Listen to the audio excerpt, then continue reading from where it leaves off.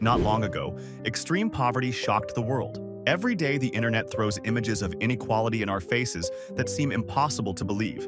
Entire families with nothing to eat, nothing to wear, and nowhere to live, forced to survive in inhumane conditions. But today, we will take you to a reality that will shatter everything you think you know. Our destination is Kibera in Kenya, the largest slum in Africa, and perhaps the world, where tin shacks share space with mountains of garbage, open sewers, and a stifling mix of human and animal excrement. Here, corpses forgotten in alleyways complete the horror scene. Are you ready to face a reality that few have the courage to confront? What you will see here will challenge all your concepts about misery, survival, and humanity. Kenya is like a masterpiece of nature that defies any label. Located in East Africa, right on the equator, this country of more than 580,000 square kilometers seems to have gathered a piece of every scenario in the world. Let's start with the coast bathed by the Indian Ocean, where beaches like Diani and Lamu shine with their white sands and crystal clear waters. It's the kind of place that looks like it's straight out of a postcard, with coral reefs that house marine life, enchanting divers from around the world. The Rift Valley runs through the country from north to south, creating a natural spectacle with cliffs, inactive volcanoes, and alkaline lakes that attract thousands of flamingos.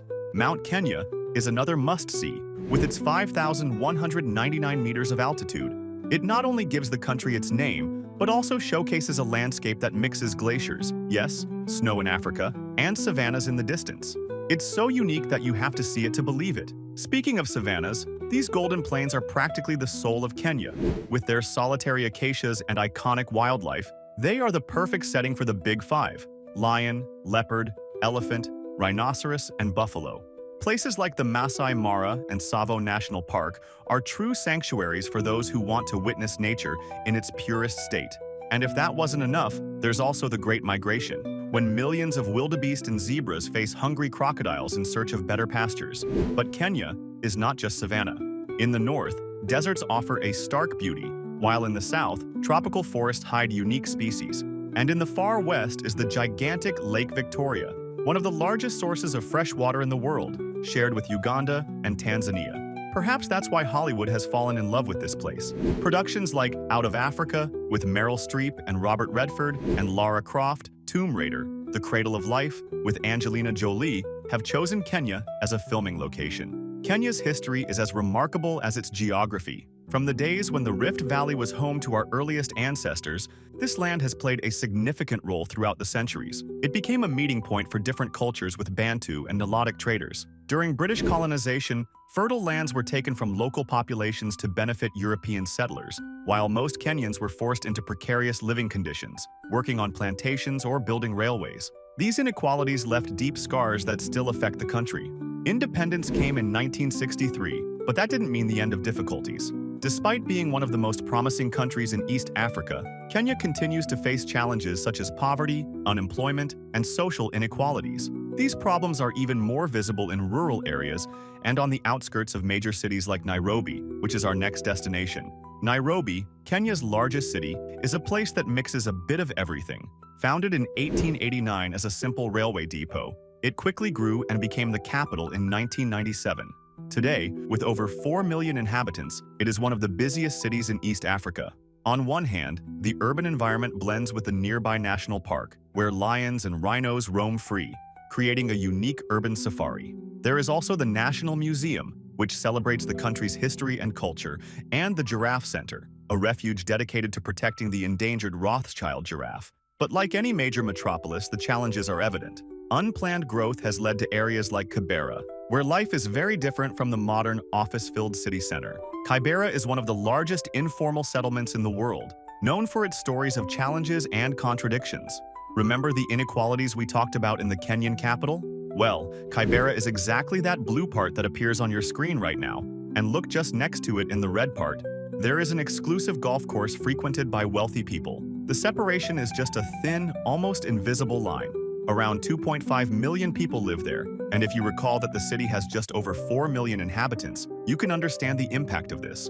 Almost half the population lives in this huge settlement. To put it in perspective, entire countries like Latvia have fewer inhabitants. The region's history begins in 1918 during British rule. At that time, the lands were distributed among Nubian soldiers as a reward for services rendered in World War I and other conflicts. Before that, the place was a forest on the outskirts of the city, and the name comes from the Nubian word Kibra, meaning forest or jungle. Over the years, especially since the country's independence, unplanned growth has transformed the place into what it is today. Divided into 15 communities such as Lani Saba, Soweto East, Gatwakera, and Makina, the settlement has attracted migrants from different regions but has also brought challenges. Most people living there face extremely difficult conditions without access to basic services and infrastructure, as well as other difficulties we have yet to explore. When we talk about difficulties here, we start with housing, or what we can call housing. It's quite different. As we mentioned earlier, about 60% of the capital's population lives in this huge settlement, which occupies only 6% of the urban territory. And here's an important detail. The entire area belongs to the government. None of the residents own their homes.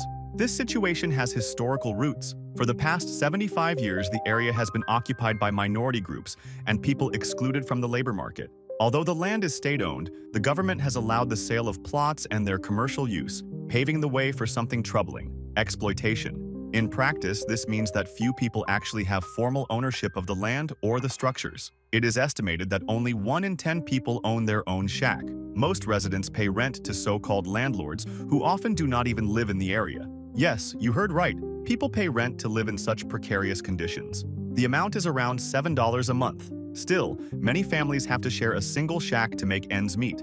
These houses, if you can call them that, are on average 3.5 by 3.5 meters, built with mud walls, zinc roofs, and dirt or concrete floors. In communities like Maimoni, considered one of the poorest in the area, mud huts and tin houses prevail.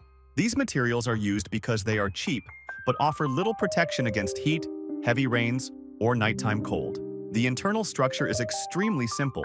Generally, the houses have 1 or 2 rooms used for everything: sleeping, cooking, and sometimes storing the family's few belongings. Furniture is scarce, and beds are often replaced by mats or mattresses on the floor. Ventilation is practically non-existent, making the rooms poorly ventilated during the day and cold at night. When it rains, the dirt floor turns to mud, further worsening conditions. The lack of windows makes the interiors dark even during the day. Electricity, when available, is obtained through illegal connections, increasing the risk of accidents like short circuits and fires. These real scenes show desperate residents trying to extinguish fires before they destroy more lives. The lack of basic services such as electricity, running water, and sanitation makes life even more difficult for those living there. To start, only about 20% of the area has access to electricity. UN Habitat, the United Nations Program for Human Settlements, is trying to change the situation by installing public lighting and connections for some shacks. But the cost of about 900 Kenyan shillings per shack is still beyond the reach of most families. Water is also a luxury. They don't even have taps at home. Until recently, there was no access to running water, and residents had to collect water from the Nairobi Dam, which, besides not being clean, caused outbreaks of typhoid fever and cholera. Today, 2 main water pipes supply the community, one from the City Council and another from the World Bank. But the water is not free for everyone. While schools are exempt, residents pay around 40 cents for 20 liters, which may not seem like much but is a significant burden for those already living in extreme poverty. And access to toilets is almost non-existent. Most residents have to share a single latrine, a hole in the ground, with up to 50 shacks. When this latrine is full, boys are hired to empty it, transporting the contents to rivers or nearby plots. There are also shared toilets in some areas that are locked, requiring payment to use, which is not an option for many. Therefore, those who can't pay or find another alternative end up going out in the open. Some people use plastic bags to relieve themselves and dispose of them wherever they can, creating what is locally known as flying toilets. The amount of human and animal excrement on the streets further contaminates the rivers. Because of this, disease spreads easily, with cases of diarrhea and intestinal problems among the most common. Even the few schools and daycare centers run by non-profit organizations are not enough to change the landscape. If housing, water, and sanitation problems weren't enough, imagine having to deal with food shortages. Access to food in Kibera is a constant challenge for most families.